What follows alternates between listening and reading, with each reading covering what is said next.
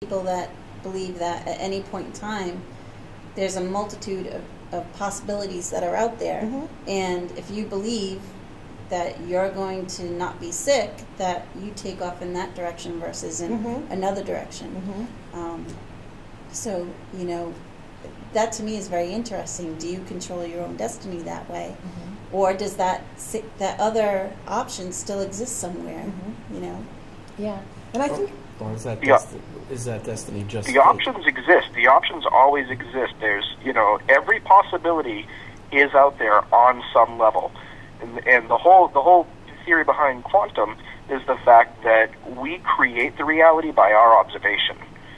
So, like I said the last time I was down there with Nathan, with his pen, you know, if I pull a pen out of my pocket and I don't show you guys what it is, and I ask you what color it is, what color is it?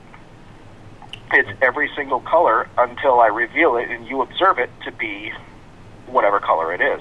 So it could be every color of the spectrum until I show it to you and it's blue. And the theory is that our observation makes it blue. So do you think, Andy, that maybe because we may be limiting ourselves because we don't have the ability to observe the things that we can't see or can't comprehend?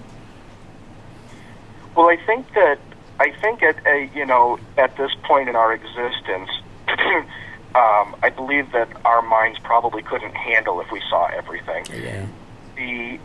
On the flip side, a lot of people do limit themselves based on not really limiting themselves, but what they do is they focus on the things that they don't want. They focus on the negatives, and they create those for themselves, and and they just set up roadblocks in their way all the time.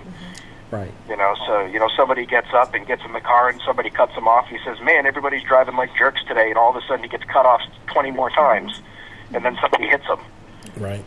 You know, it's because he just, you know, one guy cut him off and he didn't just let it go, or he didn't, you know, just say, well, he cut me off. You know, he created... stuck in traffic when you're in a hurry. Yeah. That's what you draw to yourself. That's right. How many times do we get in the car in the morning, running late for work, and go, oh man, of course I'm running late, I'm going to hit every red light on the way. Yeah, I recently... You know, and it happens every time. Yeah. I recently... You know, but if you just accept the fact that you're going to get green lights the whole way, you will. I actually play this game with myself, and Kathleen plays it, my wife plays it as well. She was actually playing a game with my son in the car today. She told me she was playing the game where they'd stop at a light and they would blow at the light and turn it green. And they were, well, last I heard, they were 2 for 3. I usually count to 3 and I'm usually wrong.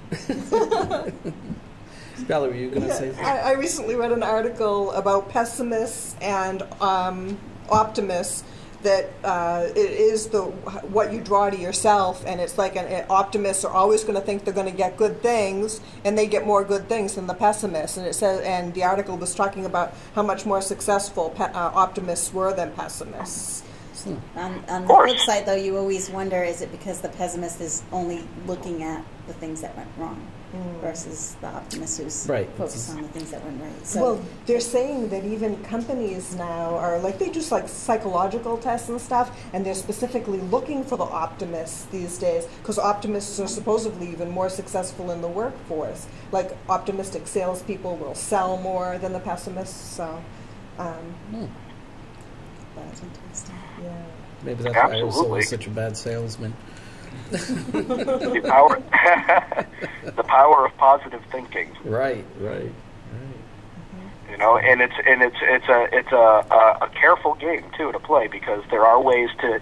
Some people think that they're thinking about the positive, the optimistic side. They're thinking about the things that they want, but they're thinking about it in terms of the thing that they don't want. So they'll be focusing. They'll actually be saying, you know, oh, I don't want to get sick.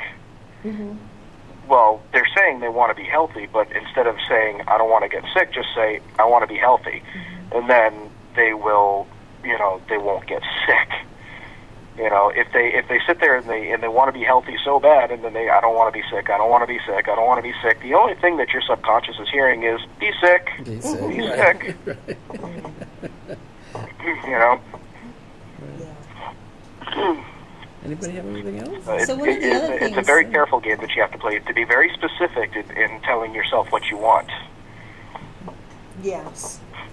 So one of the other things that I've been kind of interested in doing a little research on is this whole theory about there being 10 dimensions or 11 dimensions out there, and how does that relate back to the paranormal field? And, you know, one of the things I always kind of thought about is, you know, some people use the example of two-dimensional versus three-dimensional.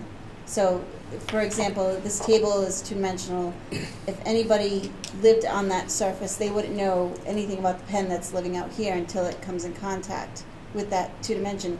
And even at that point, it's only going to know what's at that point that's hitting it. So, if there are, you know, things like ghosts or spirits out there that are in, you know, the fifth or sixth dimension, we may only see them when they come in contact with our three-dimensional space. And, you know, how does that, if you think about it, if there is something that's living in, say, a fifth dimension, does that require a lot of energy to be able to manifest itself in a three-dimensional space? Do you have any thoughts on that, or? That, I actually saw at one point a couple years ago, I saw a very interesting graphic explaining how they depicted these dimensions. When they're setting a limited number, they can actually set it up and make it, you know, make it look like it makes sense. Excuse me. If you picture, say, an apartment building, and each dimension is an apartment, and you figure they're all part of one bigger whole, but each one of them is sort of adjoining another. So if you're in an apartment, you've got a neighbor on your left, on your right, on your above you, possibly below you, and across the hall.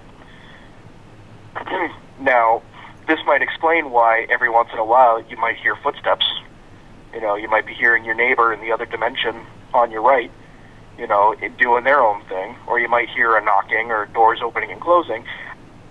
I would assume it would take a fair amount of energy, but the theory behind that is that you really only seem to experience those things according to them, according to these theorists. You really only seem to experience these things is when they are at the quote-unquote the wall that's adjacent to your apartment, so to speak. So when they're near your dimension or near that veil, then you might experience something. Right, and you know, it just made me think a little bit. You know, but we know that, you know, when you hear those footsteps or you hear that door closing or whatever the case may be, it's because we are aware that those people are beside us. However, in those other dimensions, we don't know what's there. And I think that's the key to it. We don't know what's there, so we're not aware of what's there. And, you know what I'm saying? You know what I'm trying to drive at there? Yep, absolutely. I mean, we have no idea. I mean, that's why most people get caught by surprise when when things happen. It's startling, right, because you don't realize that there's stuff going on right next to you. Mm-hmm. Mm-hmm. You know, you don't realize that, you know, the room you're sitting in is full of activity. You know, because we don't see it. Right. You know, we don't always observe it. Right. You know, we could, we actually do, but we're filtering it out. Okay. And well, the other interesting thing on that, Keith, actually, just as a side note, it actually made me remember our Skowhegan case there with that door slamming when there was no door in the room that moved. That was just I apologize. It was just a thought that came right to my head. Mm-hmm. On that one. We actually had a case where we had a very loud, audible to our ears door slam, and when we reviewed video later, nothing in the room that slam happened moved. So, possible case of, you know, the person next door slamming a door, so to speak. Right, right. I always wondered about sound because sound as we know it, it travels in a wave, and it's more of a pressure, right, than anything else. And do we know that sound isn't interdimensional? You know, there's probably some theories around it, but I always wondered, like, the sound, could that possibly, you know, come from another dimension into ours? Well, I think everything is interdimensional. You know, sound definitely can be anything that can resonate on a frequency. The frequency can change. Excuse me. The frequency can change. You know, if you have a sound and the frequency of that sound gets picked up on another dimension, then absolutely, I think it can go that way. I think it can transfer over, and that would be a possible explanation for EVP. You know, when you get voices that you can't explain, they weren't in the room when you were there, but they're right there, clear as day, on a recorder. Right. You know, it could be an interdimensional voice communicating through a device that is sensitive enough to pick up the frequencies that they are putting out. Very interesting. Well, I think our time is just about up, so thank you for joining us, Andy. We appreciate it.